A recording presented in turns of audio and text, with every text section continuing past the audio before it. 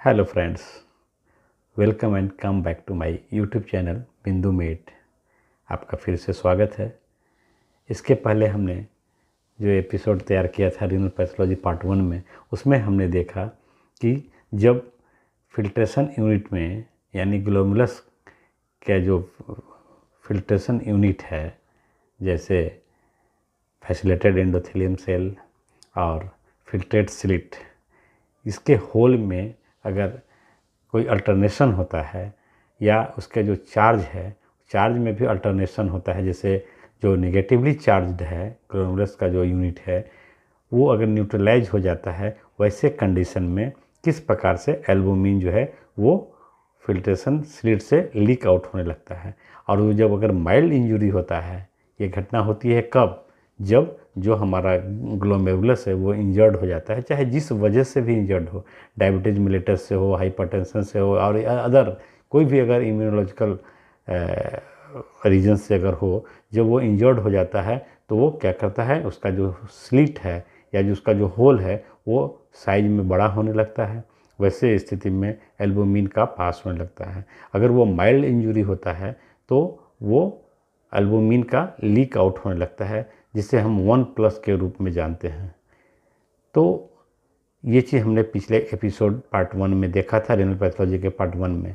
आज हम इसे आगे बढ़ाते हुए रीनल पैथोलॉजी पार्ट 2 में चर्चा करेंगे।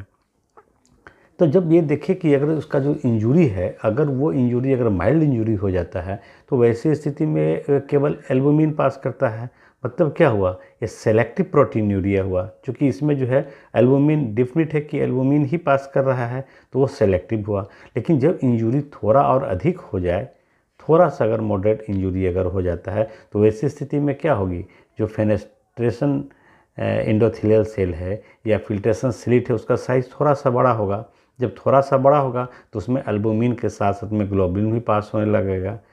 मतलब एल्बुमिन अगर ज़्यादा है, ग्लोबुलिन अगर थोड़ा कम पास हो सकता है, इसलिए कि दोनों के साइज में वेरिएशन है। और वैसी स्थिति में अब जो है उसको प्रोटीनूरिया का ग्रेड हम देंगे 2+ देंगे। तो 2+ में हमने देखा कि एल्बुमिन ज़्यादा और ग्लोबुलिन थोड़ा लीक आउट होने लगा है। तो वैसे स्थिति में चूँकि अब ये सेलेक्टिव रहा नहीं, इसमें एल्बुमिन भी और ग्लोबुलिन में है, तो हम कहेंगे इसको नॉन सेलेक्टिव प्रोटीनूरिया। लेकिन अगर वो ग्लोमेरुलस का इंजरी थोड़ा और अधिक अगर हो जाए, तो वैसे स्थिति में एल्बुमिन और ग्लोबुलिन दोनों जो है वो पास आउट होने लगता है।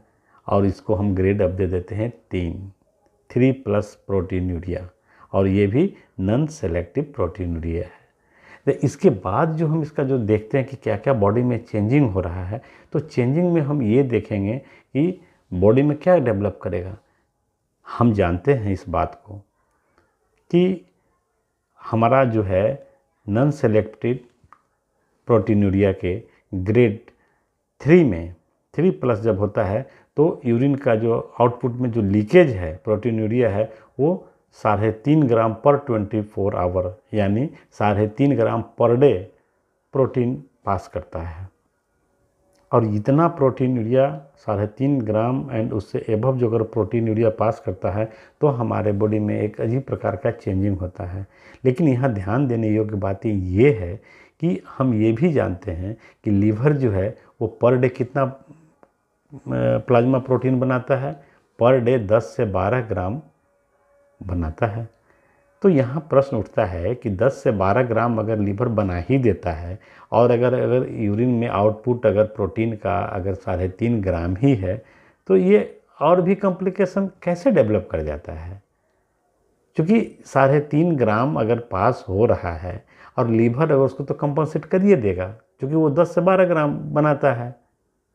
तो यहाँ जानना ये है कि हम तो चूँकि जो मेजरमेंट कर रहे हैं ये यूरिन में ना प्रोटीन का मेजरमेंट कर रहे हैं, लेकिन यहाँ ये देखा जाता है कि जब ग्लोमेरुलस से जब प्रोटीन का फिल्ट्रेशन होता है तो उसका बहुत बड़ा भाग जो है, मतलब प्रोटीन का, एल्बुमिन और ग्लोबुलिन का बहुत बड़ा भाग जो है वो पीसीटी माने प्रोक्सिमल कॉन्वोल्यूटेड ट्यूबुल सेल में इंटर करता है, ये पेनोसेटिक प्रोसेस के द्वारा। और जो रेस्ट थोड़ा सा अमाउंट जो बचता है, जो पीसीटी सेल के भीतर नहीं प्रवेश कर पाता है वही ना लीक आउट कर रहा है। तो यहाँ याद रखना ये है कि 3.5 ग्राम लीक आउट किससे हो रहा है, वो यूरिन से आउटपुट हो रहा है, लेकिन ग्लोमेरुलस से आउटपुट कितना हो रहा है, वो 10 ग्राम पर से ज़्यादा हो रहा है पर डे में। इसलिए ना लीवर कंपनसेट नहीं कर पा रहा है। तो अब जो बॉडी में चेंजिंग होगा वो प्राइमरी चेंजिंग क्या होगा, इसमें प्राइमरी चेंजिंग होगा कि आपके बॉडी में एडिमा डेवलप करेगा।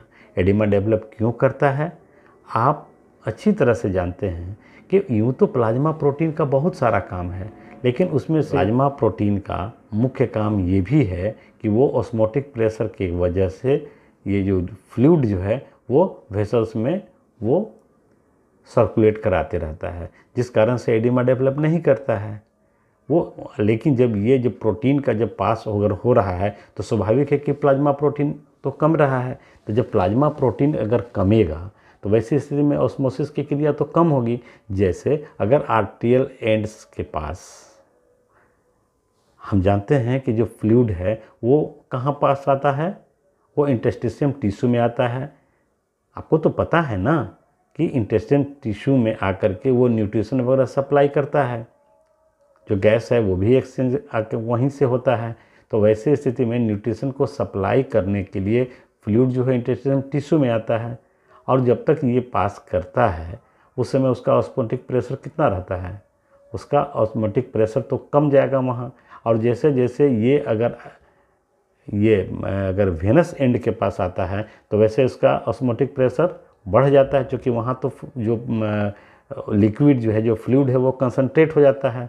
तो वो क्या करता है कि फिर जो है उसको सक कर लेता है, ऑस्मोसिस क्रिया के द्वारा वो फ्लूइड को सक कर लेता है। लेकिन अगर वेसल्स में वास्कुलेचर में अगर प्रोटीन प्लाज्मा प्रोटीन कम होगा तो ऑस्मोसिस की क्रिया तो कम होगी, और जब ऑस्मोसिस की क्रिया जब कम होगी तो वो सक नहीं कर पाता है, और फ्लूइड जो है वो कहाँ रह जाता है, वो इंटेस्टिशियम में ही रह जाता है। तो यहाँ हालांकि इसके बारे में जो एडिमा जो डेवलप करता है इसके बारे में हमने अलग से वीडियो बना रखी है, pitting and non pitting oedema. इसकी चर्चा हम लोग बाद में अलग से वीडियो में करेंगे।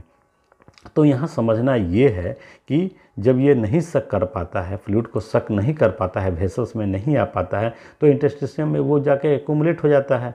तो अब ये देखना है कि एक्यूमुलेट सबसे ज़्यादा कहाँ मिलेगा, कहाँ सबसे ज़्यादा एक्यूमुलेट होता है। तो सबसे ज़्यादा एक्यूमुलेट जो है आप देखेंगे कि जो लूज स्किन जहाँ होगा वहीं इसका एक्यूमुलेशन सबसे पहले होगा और सबसे ज़्यादा होगा। तो लूज स्किन कहाँ है, मुख्य रूप से आप देखिए ये जो आँख देख रहे हैं, आँख के पास ये जो स्किन देख रहे हैं वो बहुत ही लूज है, ये बहुत ही लूज है। तो सबसे पहले यहाँ जो है वो फ्लूइड का एक्यूमुलेशन हो जाएगा, जिसको हम लोग कहते हैं पेरी ऑर्बिटल एडिमा। क्योंकि पेरी मतलब क्या हुआ, चारों तरफ, ऑर्बिट मतलब ये आँख का जो ऑर्बिट है, तो आँख के चारों तरफ जो लूज स्किन है वहाँ सबसे ज़्यादा होगा। उसके बाद फेस में होगा, उसके बाद ये फेस में हो गया, उसके बाद धीरे धीरे पूरा बॉडी में हो जाता है एडिमा। तो इस प्रकार से यहाँ एडिमा डेवलप किया। तो आप देख रहे हैं कि जब प्रोटीन का लॉस हो रहा है तो पूरे बॉडी में एडिमा का डेवलप हो गया। अब देखिए जब लीवर जब कंपनसेट करने का प्रयास में फुली एफर्ट के साथ में ये आपका कंपनसेशन में जुट जाता है लीवर, लेकिन जब ये जुट जाता है तो इसके साथ साथ क्या करता है, वो लाइपोप्रोटीन का भी सिंथेसिस ज़्यादा करना शुरू कर देता है। लाइपोप्रोटीन का जब सिंथेसिस ज़्यादा होगा तो क्या होगा, आपके सर्कुलेशन में एलडीएल की मात्रा भी बढ़ जाएगा, टीजी की मात्रा बढ़ जाएगा, मतलब ट्राइग्लिसराइड की मात्रा बढ़ जाएगा, और वीएलडीएल की भी मात्रा, आपका डिसलिपिडीमिया डेवलप कर गया। और जब डिसलिपिडीमिया डेवलप कर जाएगा तो स्वाभाविक है कि आपका कार्डियक प्रॉब्लम शुरू हो जाएगा। कार्डियक प्रॉब्लम का मतलब हो गया कि अल्थेरोस्क्लेरोसिस आपके बॉडी में होने लगेगा। इस प्रकार से हम यहाँ देख रहे हैं कि अगर केवल प्लाज्मा जो प्रोटीन है उसकी लूज होने से अभी तक जो चेंजिंग जो डेवलप किया वो क्या क्या हमको मिला, हाइपरप्रोटीनूरिया मिला, हाइपोप्रोटीनेमिया मिला, और जनरलाइज एडेमा भी मिला। तो इस प्रकार से अभी तक जो है वो जितना भी डेवलप किया उस साइन सिम्टम को हम क्या कहेंगे, नेफ्रोटिक सिंड्रोम। यही नेफ्रोटिक सिंड्रोम है। तो नेफ्रोटिक सिंड्रोम में हमने देखा कि हाइपर प्रोटीनूरिया, हाइपोप्रोटीनेमिया और जनरलाइज एडेमा डेवलप करता है। लेकिन ये इससे हमको ये पता नहीं चल पा रहा है कि जो हमारा जो ग्लोमेरुलस का जो स्ट्रक्चर में चेंजिंग हो रहा है या जो इंजर्ड हुआ है वो किस वजह से हुआ है, ये अभी तक हमको पता नहीं चल पाया है। तो ये पैथोलॉजिकल कंडीशन ज़रूर है, नेफ्रोटिक सिंड्रोम जो है पैथोलॉजिकल माने कंडीशन ज़रूर है, लेकिन इससे ये स्पष्ट नहीं पता चल पाता है कि ये इसका वजह क्या है, जो इंजरी हुआ है वो किस वजह से इंजरी हुआ है। तो इस प्रकार से अब जो है अगर ये बहुत ज़्यादा दिनों तक अगर नेफ्रोटिक सिंड्रोम अगर रहा तो अब एक दूसरा कॉम्प्लिकेशन भी शुरू हो जाएगा। जैसे प्रोटीन का एक पार्ट ट्रांसफेरिन भी है, जो कि आप जानते हैं। ट्रांसफेरिन क्या है? एक प्रकार का प्रोटीन है। वो क्या करता है? वो आयरन को बाउंड कर करके और वो जहाँ पर आरबीसी का फॉर्मेशन होता है वहाँ तक ले जाता है।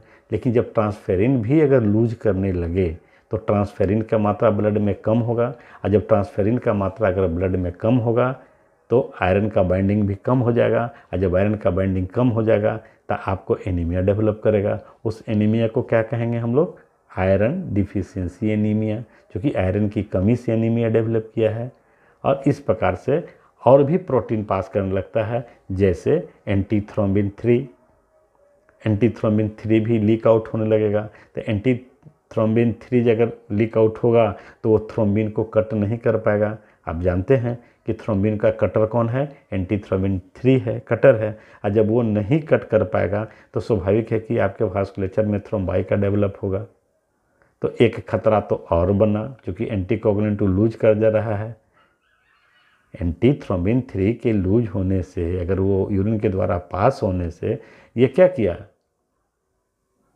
एंटीथ्रोम्बिन तो कमेगा, बॉडी में जब कमेगा तो एंटीकोगुलेंट को भी लूज किया। इसके अलावा और क्या अब अगला डेवलपमेंट में क्या होगा? इसका अगला डेवलपमेंट होगा कि ये इम्यूनोग्लोबुलिन भी लीक आउट होने लगेगा।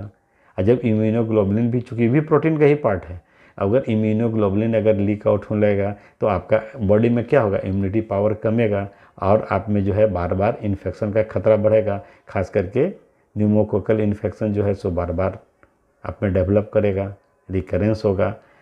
और आपको याद होगा कोरोना काल में किडनी मरीज को बहुत ज़्यादा लॉस होता था। क्यों? वो ज़्यादा इन्फेक्टेड होता था, इसलिए होता था क्योंकि उसमें जो है इम्यूनिटी पावर घट जाता था। इम्यूनोग्लोबुलिन जो है तो उसको ऑलरेडी किडनी से पास हो जाता था, यूरिन के माध्यम से पास हो जाता था। इस समय कोरोना काल में भी किडनी मरीज को खतरा डेवलप होने लगा था। इसके बाद क्या होगा? जब बहुत ज़्यादा मात्रा में अगर प्रोटीन पास होने लगेगा तो आपका यूरिन में क्या होगा? यूरिन में आप देखेंगे कि बहुत ज़्यादा फ्रोथी हो जाएगा, झाग उत्पन्न होने लगेगा। जब आप यूरिन पास करेंगे तो उसमें झाग उत्पन्न होगा। तो ये सब जो है आपका कॉम्प्लिकेशन को क्या कर रहा है? ये सब जो है आपके कॉम्प्लिकेशन को बढ़ा रहा है। अब इसके आगे जो प्रक्रिया अब जो है वो अब ग्लोमेरुलस में जो है वो ज़्यादा मात्रा में जब वो इंजर्ड होगा तो वहाँ इन्फ्लामेशन डेवलप करेगा। और जब इन्फ्लामेशन डेवलप करेगा तो स्वाभाविक है कि वहाँ न्यूट्रोफिल हो गया, माइक्रोफेजेस हो गया, इसका वहाँ पर एक्युमुलेशन ज़्यादा बढ़ेगा। और जब वो ज़्यादा बढ़ेगा और फिर निरंतर जो है वो ग्लोमेरुलस का इंजरी जो है वो और भी बढ़ेगा। और जब वो बढ़ेगा तो फिर वहाँ आरबीसी का भी एक्युमुलेशन होना शुरू होगा। आरबीसी का जो एक्युमुलेशन होगा वो भी लीक आउट होना शुरू होगा। और जो अब इस प्रकार से हम क्या देख रहे हैं कि अब क्या डेवलप किया? अब हीमीचूरिया भी डेवलप करना शुरू हो गया। हाँ, यहाँ एक चीज़ और हम आपको बताना चाहते हैं कि अगर आप माइक्रोस्कोपिक से अगर यूरिन को देखेंगे तो आपको आरबीसी तो सेल मिलेगा ही। तो आप कैसे डिफ्रेंशिएट कीजिएगा कि ये जो आरबीसी आ रहा है वो ब्लैडर से आ रहा है या कोई अदर यूरिनरी ट्रैक्ट से आ रहा है या ग्लोमेरुलस से आ रहा है? तो आप यहाँ देखेंगे कि जो ग्लोमेरुलाइज से जो अगर आता है वो क्या होगा? डिस्मॉर्फिक हो जाएगा। उसका जो आरबीसी है उसका जो मार्जिन है वो स्टार लाइक स्ट्रक्चर से आपको दिखेगा। इसके अलावा क्या होगा, अगर वो ग्लोमेरुलस से अगर आ रहा है तो स्वाभाविक है कि रीनल ट्यूबल्स से ही वो आएगा। और रीनल ट्यूबल्स में क्या हमको मिलेगा, वो हमको वहाँ पर प्रोटीन भी मिल रहा है। तो जब प्रोटीन उसके साथ में मिलेगा तो स्वाभाविक है कि वो स्टिकी ज़्यादा मिलेगा। तो इस प्रकार से उसका जो आप देखिएगा आरबीसी वो क्या मिलेगा, वो स्टिकी मिलेगा, कास्ट के रूप में मिलेगा और उसका ट्यूबुलर स्ट्रक्चर में वो आ जाएगा। तो इस प्रकार से हम उसको डिफ्रेंशिएट भी कर लेंगे कि ये जो अगर हमको आरबीसी का सेल मिल रहा है वो सेल कहाँ से हम आ रहा है। अब जो है जब इस प्रकार से जब इतना जब डेवलप कर जाएगा तो अब धीरे धीरे जो है जब वहाँ पर जमाव होना जब शुरू हो जा रहा है तो जीएफआर भी कमेगा। अब जीएफआर कमने लगा। जब जीएफआर कमेगा तो क्या होगा, यूरिन का जो है वो फॉर्मेशन भी कम होने लगेगा। जब कम होने लगेगा तो प्रोटीन भी कम पास होने लगेगा। लेकिन उसका रिजल्टेड क्या निकलेगा कि यूरिया और सीरम क्रिएटिनिन का लेवल भी अब ब्लड में बढ़ना शुरू हो गया। यहाँ एक चीज़ है जो एवरेज डॉक्टर जो हैं, वेरी इनोसेंट जो हैं, वो क्या यहाँ समझेंगे, जब प्रोटीन कम पास होने लगेगा तो जो उसका जो क्लिनिकल फीचर जो आने लगेगा था एडिमा का, वो तो उसको कम मिलेगा। तो जो वेरी इनोसेंट होंगे वो समझेंगे कि अब मेरा जो मरीज़ है वो अच्छा कंडीशन में आ रहा है, क्योंकि उसका एडिमा का जो है एडिमा वो कम होने लगा। लेकिन हाइपो प्रोटीनूरिया, चूँकि जीएफआर उसका कम गया है, हाइपोप्रोटीनेमिया, और अगर जीएफआर उसका कम हो तो इसका मतलब है कि ये बहुत ही डेंजरस सिम्टम क्रिएट हो गया। और ये जो डेंजरस सिम्टम जो क्रिएट हो गया, जैसे ब्लड यूरिया का भी लेवल बढ़ने लगा और क्रिएटिनिन का भी लेवल जो है वो बढ़ने लगा, मतलब उसका ब्लड केमिस्ट्री भी अब गड़बड़ाने लगा। तो इस कंडीशन को हम लोग कहेंगे एजोटेमिया। अब जो है एजोटेमिया डेवलप करना शुरू हो गया। तो इस प्रकार से हम देखें कि जब नेफ्रोटिक सिंड्रोम जब आता है तो नेफ्रोटिक सिंड्रोम में क्या हुआ, नेफ्रोटिक सिंड्रोम में जनरलाइज एडेमा डेवलप किया था, हाइपरप्रोटीनेरिया डेवलप किया था, हाइपोप्रोटीनेमिया डेवलप किया था। ठीक है। अब जब ये कंडीशन जब आ गया, जब जीएफआर उसका कम गया तो क्या होगा, जीएफआर जब कमेगा तो उसका रीनल का जो है वो जो फिल्ट्रेशन है वो तो स्लो हो जाएगा। जब स्लो हो जाएगा तो हम जानते हैं कि नेफ्रॉन का जो डीसीटी है, मैंने डिजिटल कन्वर्टेड ट्यूबल्स का जो फर्स्ट पार्ट है, अर्ली पार्ट में क्या है, मैकुला डेंसा है। तो मैकुला डेंसा क्या सेंस करता है, सोडियम और क्लोराइड का वो सेंस करता है। जब देखेगा कि जब रीनल इसका जो फ्लो कम आ रहा है, यूरिन का जो फ्लो फिल्ट्रेशन का जो फ्लो कम आ रहा है, तो वैसी स्थिति में ये क्या करेगा, ये मैकुला डेंसा जो है वो रेनिन का प्रोडक्शन को तेज़ कर देगा। और जब रेनिन का प्रोडक्शन तेज़ कर देगा तो एंजियोटेंसिन 2 ज़्यादा हमको मिलेगा। एंजियोटेंसिन 2 जब ज़्यादा मिलेगा तो एंजियोटेंसिन 2 क्या करेगा, ये वेसल्स को कंस्ट्रिक्ट कर देगा। और जब वेसल्स को कंस्ट्रिक्ट कर देगा तो हमारा ब्लड प्रेशर बढ़ेगा कि घटेगा, बढ़ेगा। इसका मतलब क्या हुआ, हाइपरटेंशन डेवलप किया। अब इस प्रकार जो है वो हम देख रहे हैं कि जब नेफ्राइटिक, ये सब कहाँ शुरुआत हो रही है, सब नेफ्राइटिक सिंड्रोम में चला आया। जब नेफ्राइटिक सिंड्रोम आ गया तो क्या क्या चेंजिंग इसको मिला, इसको जो सबसे पहले चेंजिंग मिला कि ये हेमेचूरिया डेवलप कर रहा है, हाइपरटेंशन डेवलप कर रहा है और एजोटेमिया भी डेवलप कर रहा है। तो इस तरह से ये जो है कंडीशन जो है वो और भी सीवियर होते चला जा रहा है। अब और क्या चेंजिंग होगा इसमें, अब तो आरबीसी पास होने ही लगा, ट्रांसफेरिन भी पास होने, माने लीक आउट होने ही लगा। आपका फैट जो है वो भी लीक आउट होने लगा, क्योंकि इसका जो फैट अगर आता है, मतलब जो डिसलिपिडीमिया जब डेवलप करता है तो उसका पीसीटी क्या करता है, वो पूरा जो है उसमें फैट का एक्युमुलेशन होता है, फैट ओवल बॉडीज तैयार हो जाता है। तो ये सब चीज़ आपको जो है वो डेवलप करने लगा। ठीक है। अब देखिए, जब और भी ज़्यादा जब इंजरी होगा तब क्या होगा, जब और भी ज़्यादा अगर ग्लोमेरुलस का जब इंजरी होगा तो वैसी स्थिति में वो क्या करेगा कि वहाँ जो फाइब्रिन है, फाइब्रिन भी जो है वो क्या डेवलप कराएगा, वो एपिथेलियम सेल जो है, जो ग्लोमेरुलस में जो एपिथेलियम सेल है उसको प्रोलिफरेट कराएगा। और जब प्रोलिफरेट कराएगा वहाँ, तो वैसी स्थिति में क्या होगा, धीरे धीरे जो है वो चॉक करेगा, उस जगह को वो चॉक कर देगा। और जब वहाँ चॉक करेगा तो इस कंडीशन को हम लोग क्या कहेंगे, क्रिसेंट कहते हैं। इस जो कंडीशन आ गया उसको कहते हैं क्रिसेंट। और जो इस प्रकार से जो कंडीशन डेवलप किया, कंडीशन का मतलब क्या, जो सेलुलर क्रिसेंट बनाया, तो ये कंडीशन को हम लोग कहते हैं क्रिसेंट ग्लोमेरुलोनेफ्रोपैथी। अब ये डेवलप कर गया। इसके बाद का कॉम्प्लिकेशन अब क्या शुरू होगा बॉडी पर, इसके बाद जो है वो पोटेशियम का लेवल जो है वो अब बढ़ना शुरू हो जाएगा।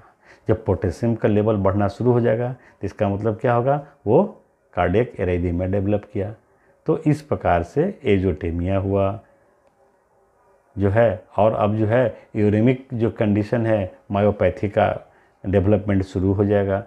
और जो है सीएनएस में भी जो है वो यूरेमिक अपना कंडीशन जो अपना है वो शुरू कर देगा। तो इस प्रकार से हम देख रहे हैं कि यूरेमिया अब फाइनली जो है यूरेमिया डेवलप कर करके ये एक्यूट रीनल फेल्योर की कंडीशन में चला जाता है, मतलब एआरएफ डेवलप कर जाता है। और अगर ये एआरएफ बहुत ज़्यादा दिनों तक रहेगा तो वो क्रोनिक रीनल फेल्योर में चला जाएगा, मतलब सीआरएफ में चला जाएगा। इस प्रकार से हमने देखा कि अगर ग्लोमेरुलस अगर का जो इंजरी अगर हो जाता है, चाहे जिस वजह से भी हो, तो ये जो फाइनली कंडीशन जो बनता है वो बन जाता है क्रोनिक रीनल फेल्योर में चला जाता है। ये एक रीनल सिस्टम का पैथोलॉजिकल कंडीशन है।